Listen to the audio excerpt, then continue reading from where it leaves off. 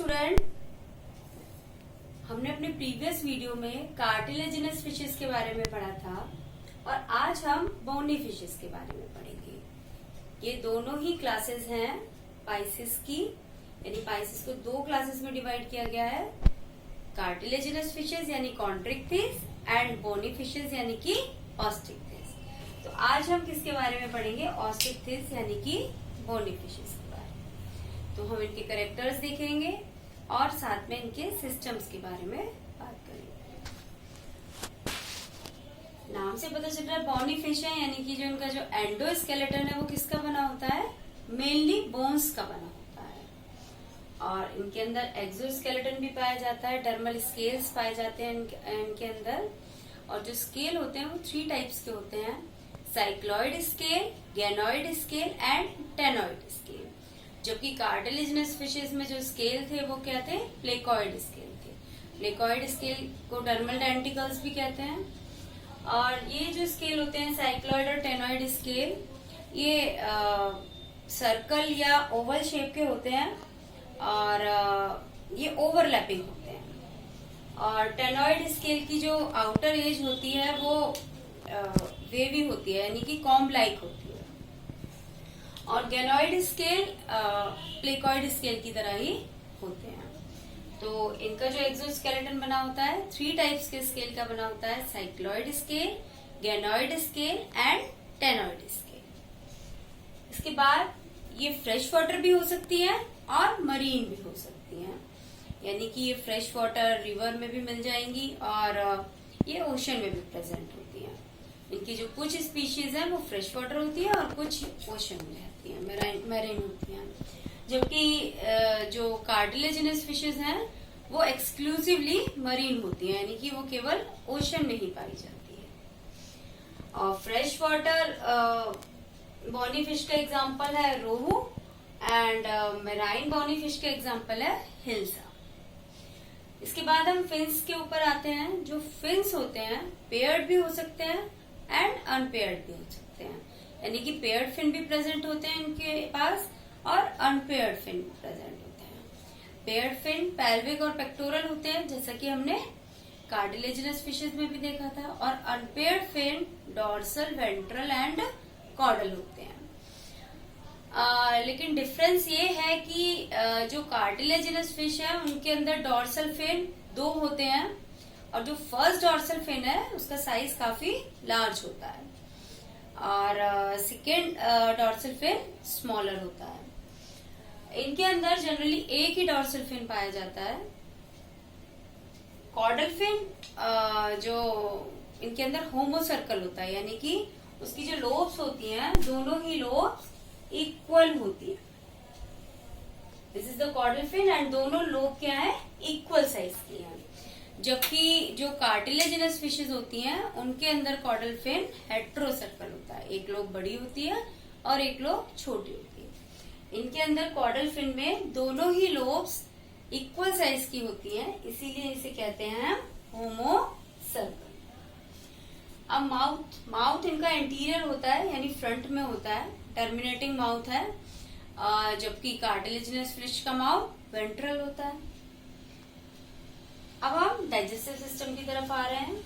Digestive system में scroll valve present नहीं होते। इनके इंटेस्टाइन के अंदर कोई भी स्क्रॉल वाल्व नहीं होता, जो कि कार्टिलेजिनस फिशेज में होता है। और इनका जो डाइजेस्टिव सिस्टम होता है वो एनस के द्वारा बाहर खुलता है, जबकि कार्टिलेजिनस फिशेज के अंदर एनस नहीं होता, उनके अंदर क्लोएका प्रेजेंट होता है। जो 3 सिस्टम्स की ओपनिंग होता है, digestive, excretory and reproductive. Teeth की बात करें तो इनके टीथ होमोडोंट होते हैं, यानी सारे ही टीथ एक समान होते हैं। पॉलीफायोडोंट, यानी जितनी बार टीथ गिरते हैं उतनी बार ही दोबारा आ जाते हैं। एंड एक्रोडोंट, यानी वो जो बोन है, जो हमारी जो जॉ बोन होती है उससे सुपरफिशियली अटैच होते हैं। ऐसा नहीं है कि वो बोन के अंदर सॉकेट के अंदर फिक्स होते हैं। जैसे कि ह्यूमंस के अंदर जो टीथ होते हैं वो थीकोडोंट होते हैं, बोन के अंदर फिक्स होते हैं। डाइफायोडोंट होते हैं हमारे टीथ और हेट्रोडोंट होते हैं। तो इनके अंदर जो टीथ है कैसे हैं, होमोडोंट, सारे टीथ एक से, पॉलीफाइडोंट यानी जितनी बार गिरते हैं उतनी बार ही दोबारा आ जाते हैं, एंड एक्रोडोंट यानी सुपरफिशियली वो अटैच होते हैं जॉ बोन से। इसके बाद हम रेस्पिरेटरी सिस्टम देखेंगे।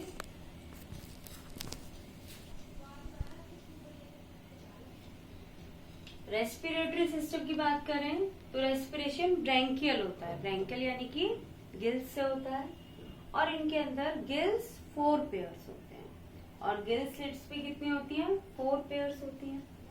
और जबकि हमने कार्टिलेजिनस फिशेस में देखा था गिल स्लिट कितनी थी, 5 to 7 पेयर्स। और गिल स्लिट्स के ऊपर कवरिंग होती है जिसे हम कहते हैं ओपर्कुलम। तो इनकी जो गिल स्लिट्स हैं कवर्ड होती हैं विद ओपर्कुलम। ओपर्कुलम स्केल होता है, लार्ज स्केल होता है जो कि कवर करके रखता है गिल स्लिट्स को। इनके अंदर एयर ब्लैडर प्रेजेंट होते हैं, और जो एयर ब्लैडर का फंक्शन होता है कि ये इनको पानी में ऊपर तैरने में हेल्प करता है, इन्हें ब्यूएंसी प्रदान करता है, जिससे कि ये इजीली पानी की सतह पर तैर सकती हैं। इसके अलावा जो एयर ब्लैडर है वो गैसियस एक्सचेंज में भी हेल्प करते हैं, और एयर ब्लैडर इनर ईयर से जुड़े होते हैं वेबेरियन ऑसिकल्स के द्वारा। कुछ छोटी छोटी बोन्स होती हैं जो कनेक्ट करती हैं एयर ब्लैडर को इनर ईयर से। तो एयर ब्लैडर और इनर ईयर के कनेक्शन से इनको जो साउंड है उसको सुनने में हेल्प मिलती है, उसे ये क्लियरली सुन पाती हैं और बहुत दूर से उसका पता लगा पाती हैं। तो ये इनका स्पेशल कैरेक्टर है कि इनके अंदर वेबेरियन ऑसिकल पाए जाते हैं और इनके अंदर एयर ब्लैडर प्रेजेंट होते हैं। अब बात करते हैं हम सर्कुलेटरी सिस्टम की। तो जो सर्कुलेटरी सिस्टम होता है वो कार्टिलेजिनस फिशेस की तरह ही होता है। जो इनका हार्ट है वो 2 चैम्बर्ड होता है, 2 एसेसरी चैम्बर्ड भी प्रेजेंट होते हैं, और सिंगल सर्कुलेशन होता है, यानी जो ब्लड है बॉडी पार्ट्स में सर्कुलेट होने से पहले केवल एक ही बार हार्ट के अंदर आता है, और हमेशा हार्ट के अंदर डीऑक्सीजनेटेड ब्लड आता है। तो ऐसे हार्ट को हम ब्रैंकियल हार्ट या वीनस हार्ट कहते हैं। और 2 चैम्बर होते हैं इनके अंदर, एक वेंट्रिकल एंड एक ऑरिकल। 2 एसेसरी चैम्बर्ड होते हैं, sinus venosus and conus arteriosus. तो ये सर्कुलेटरी सिस्टम की बात हुई। अब हम आ जाते हैं एक्सक्रीटरी सिस्टम पर। तो ये बॉनी फिशेस अमोनोटेलिक होती हैं, जबकि कार्टिलेजिनस फिशेस यूरियोटेलिक थी।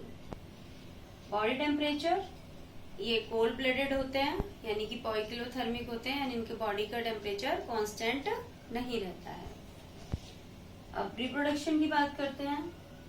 तो जो मेल एंड फीमेल वो एक दूसरे से जरूरी नहीं है कि वो अलग अलग दिखाई दें, यानी कि इनके अंदर जो सेक्सुअल डायमॉर्फिज्म है वो हो भी सकता है और नहीं भी हो सकता है।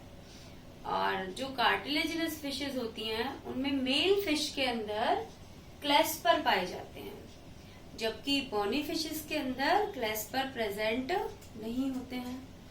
इनके अंदर जो फर्टिलाइजेशन होता है एक्सटर्नल होता है, जबकि कार्टिलेजिनस फिशेस में जो फर्टिलाइजेशन है वो इंटरनल होता है। और ये ओविपेरस भी हो सकती है, यानी जो अधिकतर हैं वो ओविपेरस ही होती हैं, एग लेइंग होती हैं। कुछ ओवोविविपेरस भी हो सकती हैं, और बहुत कम विविपेरस भी हो सकती हैं। तो रिप्रोडक्शन में हमने देखा कि सेक्सुअल डायमॉर्फिज्म यानी लैंगिक द्विरूपता हो भी सकती है और नहीं भी हो सकती है, यानी मेल और फीमेल एक से भी दिखाई दे सकते हैं और उनमें कुछ डिफरेंस भी हो सकता है। और इनके अंदर जो फर्टिलाइजेशन है वो एक्सटर्नल है, डेवलपमेंट डायरेक्ट होता है, और ये ओविपेरस भी हो सकती हैं, ओवोविविपेरस भी हो सकती हैं, और विविपेरस भी हो सकती हैं। अधिकांशतः फिशेस कैसी होती हैं, ओविपेरस होती हैं। और इनके अंदर पेरेंटल केयर भी देखने के लिए मिलती है, यानी कि जब एग हैच होता है उससे बेबीज निकलते हैं तो कुछ टाइम तक जो पेरेंट्स हैं उनकी केयर करते हैं जब तक कि वो सेल्फ सफिशिएंट नहीं हो जाते हैं। तो इनके अंदर पेरेंटल केयर भी देखने के लिए मिलती है। तो इस तरह आज हमने कैरेक्टर्स पढ़े बॉनी फिशेस के। बॉनी फिशेस मैराइन भी हो सकती हैं, फ्रेश वाटर भी हो सकती हैं। इनका जो एंडोस्केलेटन है वो बोन्स का बना होता है। एक्सोस्केलेटन में 3 टाइप्स के स्केल होते हैं, placoid scale, cycloid scale, ctenoid scale and ganoid scale. Digestive system में एनस प्रेजेंट होता है और स्क्रॉल वॉल्व नहीं होते हैं।